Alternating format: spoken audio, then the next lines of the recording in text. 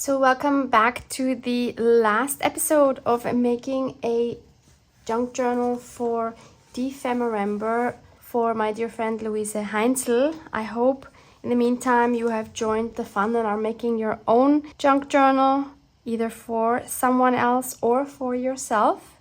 It is not absolutely necessary to do this to participate using our prompts to make ephemera in December or whenever you want, but it's something very special if you are able to do this. And if you've missed how we have come this far from making the cover to choosing the pages and decorating them, then please see the playlist below. Also, please don't forget to check Luise's playlist below this video, where she is currently making a junk journal for myself, and I cannot wait to see what she has made for me, because we all know it's going to be amazing. So without further ado, let's start making some tuck spots, pockets and belly bands. So Luise and I decided that we would make a maximum of 2 of those per signature, because we didn't want to add too much, but we wanted to have a few in here for those days where the ephemera that we're going to make using our prompts takes so long that it would be really nice to just have something ready to just stick it into without having to make that thing to stick it in as well. So the first page I want to do something on, because I really want to cover this up, is this one here. This really didn't turn out how I wanted it to. It looks like a golden blob. So let's cover that up with a belly band. I've already cut a piece of a paper bag. That's going to be our base here. And then I thought it would be nice to use the same materials that I already used on the cover here as well, to make everything more cohesive. So I'll be using this fabric. This one is by Seth Apter. It's called Possible. Love, love, love this so much, and I know Luise will love the colors as well. So I'm going to cut out a piece which is just a little bit bigger than my paper bag so that it's completely covered. Then I'm going to take some watered down PVA glue, spread that all over my paper bag strip, and glue that onto my fabric.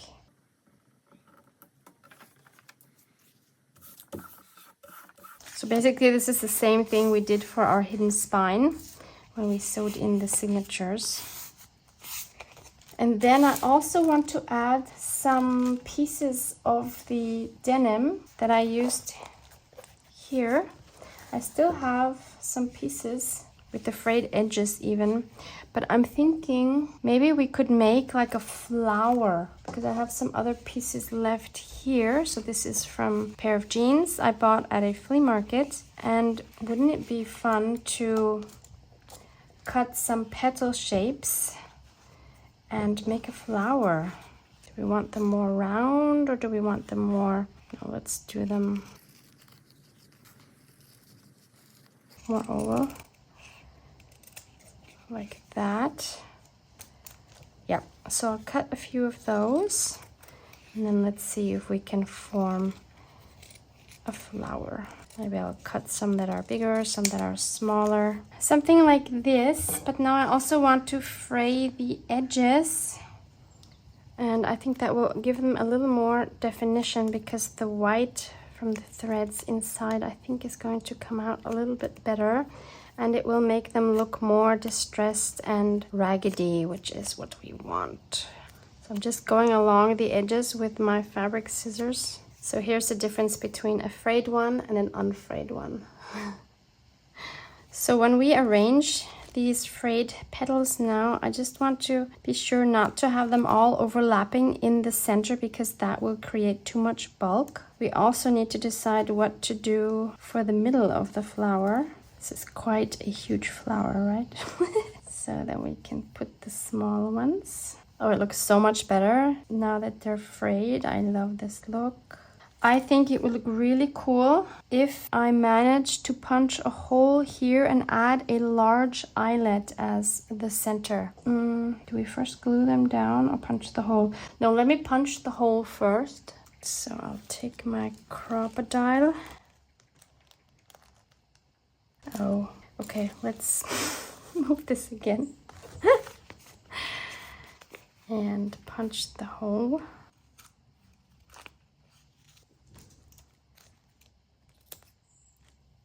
And now we can glue down our pieces around the hole. Let's take this off. I don't want to completely glue them down, so I'm just adding glue on the middle part. And I will leave the hole free.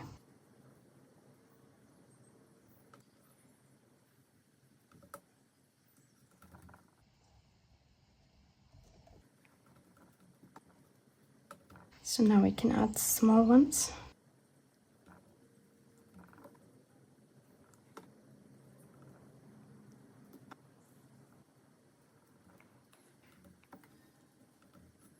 Now the question is, which color eyelet? This one,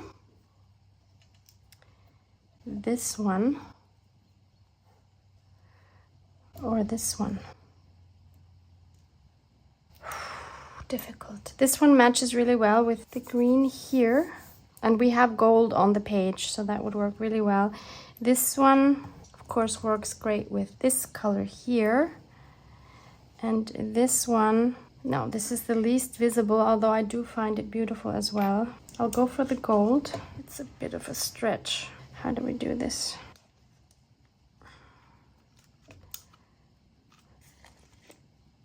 Yes! We did it.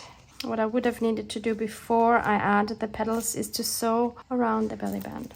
Oh well, it's not going to happen. Okay, this actually covers the gold completely, which is fine as well. Does it need anything else before we glue it down? Oh, what else I should have added? Oh no, before I added the eyelet, I should have also added some thread here. Oh, Barbara, is there any way I can still add some? The glue has not dried yet, I don't think. So maybe we can still add some bunched up white thread in between. Oh no, that glue has already dried. What? No, not completely. Some places, obviously, it has. Yes. Always have to keep in mind, for Luise, more is more. Helps to open the glue bottle cap, Barbara. Okay, one more up here. Maybe some more down here.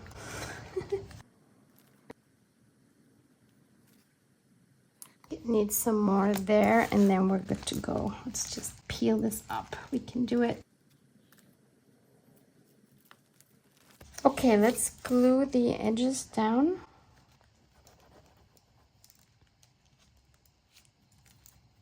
Would you say that's Luise's style? Let me know in the comments below. We have our first belly band. Whoop whoop! I always think it's important to cheer yourself on. That will give you motivation to keep going. I'm also not super thrilled with this right here. It's kind of like in the middle of the page. I don't know what this is. So for this one, why don't we make a pocket? Again, I'll start off with a scrap of a paper bag. This will be my base. So let's make it this tall and as wide as the page pretty much. Again, I'll use the same fabric by Set After.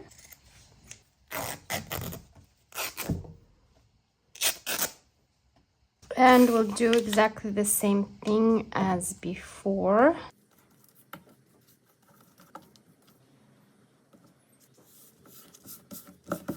And then I want to do the same thing that I've done here on the cover by adding some rectangles of that jeans material. So I have some here. These are kind of big. I was hoping that I would have enough small ones that I wouldn't have to fray all the pieces again. We want some of this peeking out. Yeah, these are too big. Okay, we'll just have to keep fraying. Let's first figure out how many we need.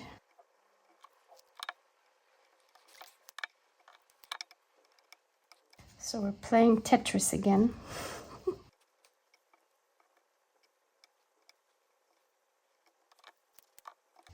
Something like this.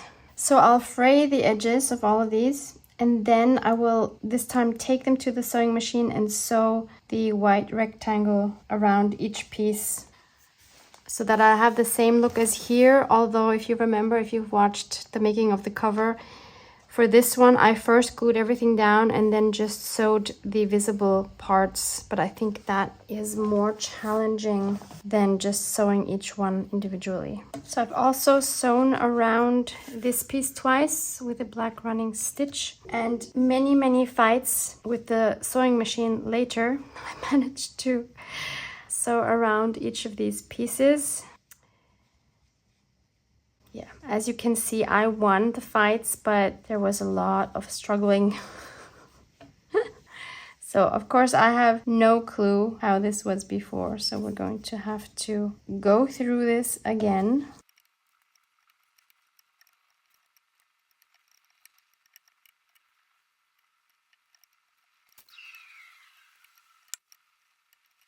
Okay, let's do that.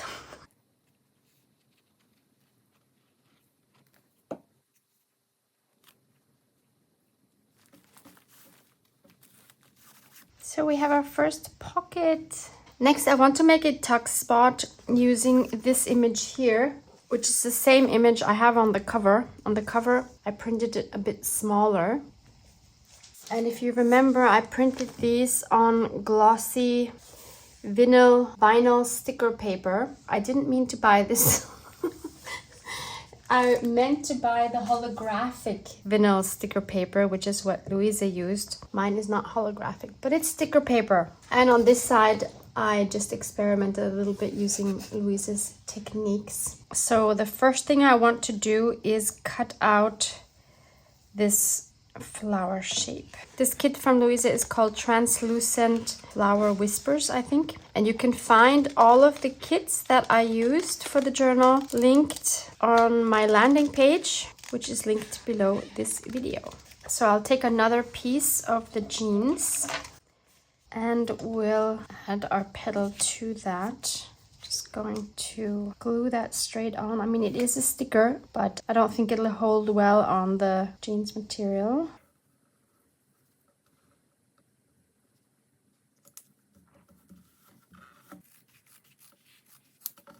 So then I'm just going to cut around the shape, leaving a border so that I can fray it. And actually, yeah, let's just cut out the flower as it is. So I'll just cut around the flower, leaving a border so that I can fray that.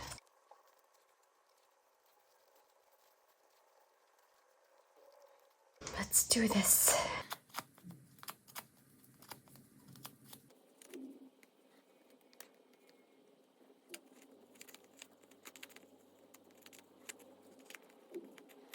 Oh no! Look, I tore it. It's okay. It adds to the grunge and the distress. It's better that our tuck spot is distressed than if we're in distress, right? It's all good. It's all part of the process.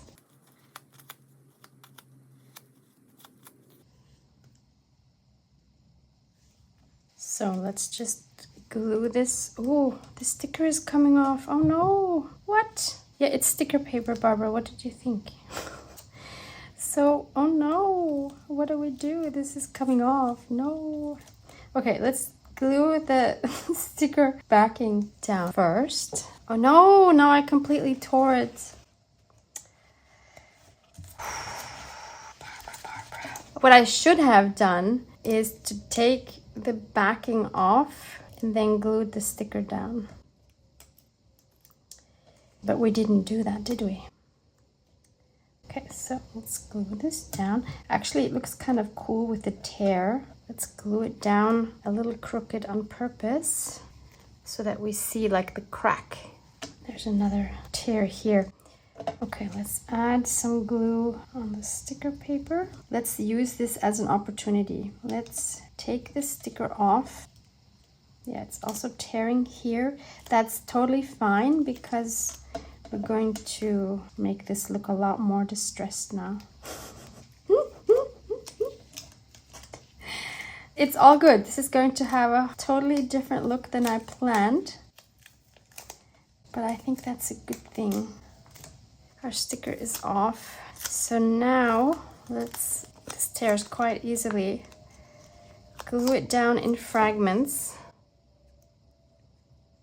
And that will look way cooler if we can figure out how this was.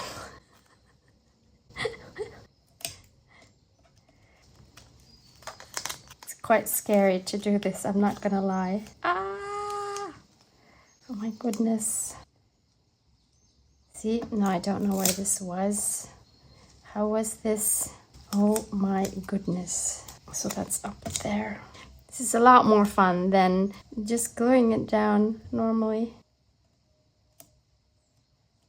So I'm trying to glue it down on purpose so that we will see the cracks afterwards. This here is of course already completely torn. Yes, we see cracks. I like it. Okay, that was not planned. What is that? That goes here. It's a bit nerve-wracking, I'm not gonna lie. But it's fun. I like the challenge here. Okay, then let's tear this. It's amazing how easily this paper tears. But that's the fun working with new materials. You don't know how they're going to react. Oh, I'm loving the cracks. Of course, we want Luise to think that this was the plan all along, right? She won't know until she sees this video. She won't know when she unboxes this journal. Oh no, what did I do? Why are you sticking here? No! What did I do? Why? Why? How did that happen? Did you see that happen? I didn't. Okay, last piece. We're almost there. So we have a distressed, cracked flower. This is amazing. And if you know my channel for a while, you know what comes next, right? Yes, and you're totally correct. Of course, we need to add some kintsugi. I have gold acrylic paint. The number is 77271. This is by the company called Coil. It's a German brand. Oh, actually, I don't need this. We are going to highlight the cracks by painting gold over them.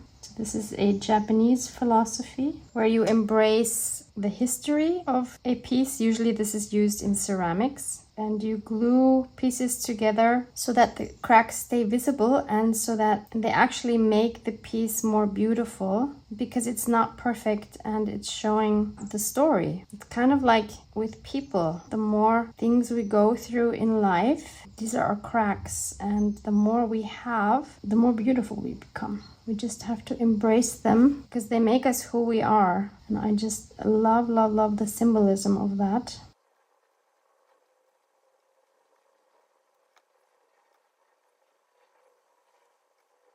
So there's our kintsugi flower. The paint is quite thick, so this needs to dry before we continue. So this is not dry yet, but I think I want to put it on this page because it's very plain, something like that. But this here is too empty for me. So I'm thinking of adding a couple of these butterflies here. These are by Dephemerember. I don't know what this set is called.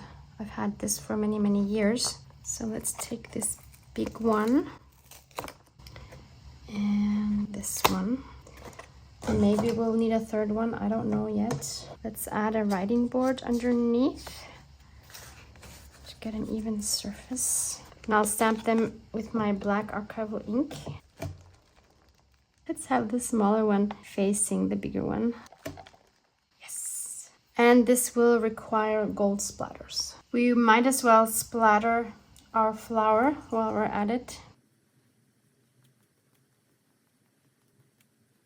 Okay, so this is not glued in yet because this needs to dry first, but basically this is what it's going to look like. I have dried splatters on the page here.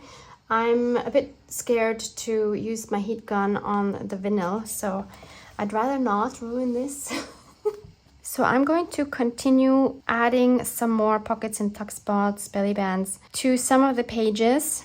I will also add a few more final touches. So you can see the finished journal when Luise unboxes it. So I will of course also receive Luise's journal. I cannot wait to see what she has made. I'm so curious. And we'll be posting our unboxing videos of each other's journals on November 15th. So stay tuned for that and enjoy making your journal, again, whether it's for yourself or someone else. So it's the next day, and after I finished the video, all three things that I made just seemed too plain for Luise.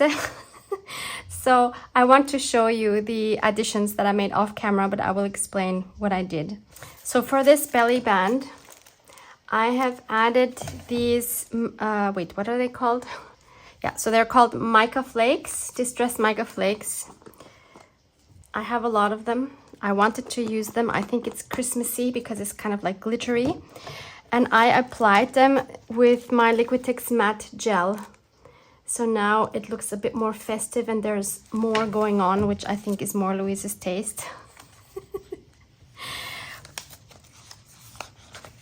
For this tuck spot right here, that just seemed way too plain. So I added a piece of fabric, which is the same as we have on the cover, and one of the buttons that Luise had given me actually, and some thread. So now that also looks a bit more complete.